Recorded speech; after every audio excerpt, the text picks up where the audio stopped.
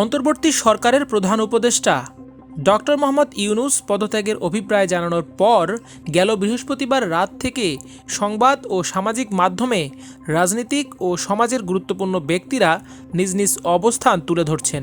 একই সাথে বিষয়টি নিয়ে নানা মহলে চলছে ব্যাপক আলোচনা সমালোচনা।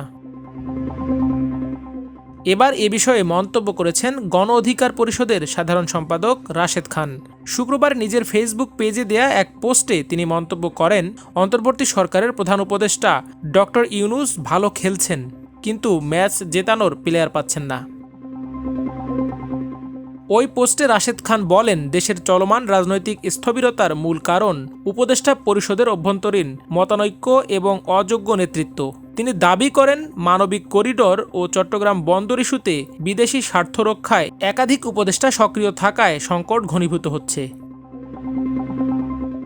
তিনি আরও বলেন, মূল ঝামেলা বেঁধেছে মানবিক করিডোর ও চট্টগ্রাম বন্দর নিয়ে। এই দুটো বিদেশিদের হাতে তুলে দেওয়ার ব্যাপারে একমত হলেই উপদেষ্টা পরিষদ বাকবাকুম করতে থাকবে।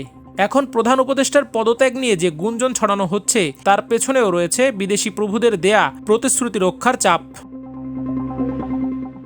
রাশেদ খান বলেন, দেশের সিকিউরিটি থ্রেট তাদের জন্য মুখ্য বিষয় না, এনজিও চালিয়ে পয়সাপাতি কামানোই তাদের কাছে মুখ্য বিষয়। 10 মাসেও সরকার যদি কোনো সংস্কার করতে না পারে, সেই ব্যর্থতা কার? সংস্কার কি কোনো পুঁথিগত আলাপ দিয়ে সম্ভব? এই জন্য দরকার সকল দলের অংশগ্রহণে ঘন ঘন রাজনৈতিক সংলাপ, কিন্তু সেটি করা হয় না। রাশেদ খান অভিযোগ করে বলেন, এখনও পর্যন্ত দলগুলোকে নিয়ে এক টেবিলে বসে মন খুলে কোনো আলোচনার উদ্যোগ নেওয়া হয়নি। নামে মাত্র ইস্যুভিত্তিক 2টা সংলাপ ডেকেছে। প্রতিটা দলের একজন করে 2 থেকে 3 মিনিট কথা বলার সুযোগ পেয়েছে। সেটাও আবার সংস্কারের জন্য সংলাপ নয়। 10 মাসেও যদি রাজনৈতিক দলগুলোর এক টেবিলে বসিয়ে সময় নিয়ে আলোচনা করার উদ্যোগ তারা না নেয়, ঐকমত্য কি আপনা আপনি হয়ে যাবে?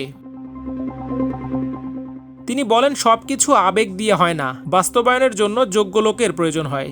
ডক্টর মোহাম্মদ ইউনূস স্যারের সবথেকে বড় দুর্বলতা তার সাথে যোগ্য লোককে তিনি নেননি। ছাত্রদের পরামর্শে একদল অনভিজ্ঞ বিতর্কিত লোক দিয়ে তিনি উপদেষ্টা পরিষদ গঠনে সম্মতি দিয়েছেন।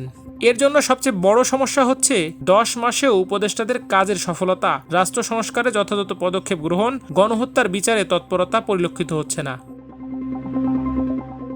গণ অধিকার পরিষদের সাধারণ সম্পাদক আরও বলেন, ডক্টর মোহাম্মদ ইউনূসের পারফরমেন্স আন্তর্জাতিক ইমেজ দিয়ে সবকিছুর পরিবর্তন হবে না।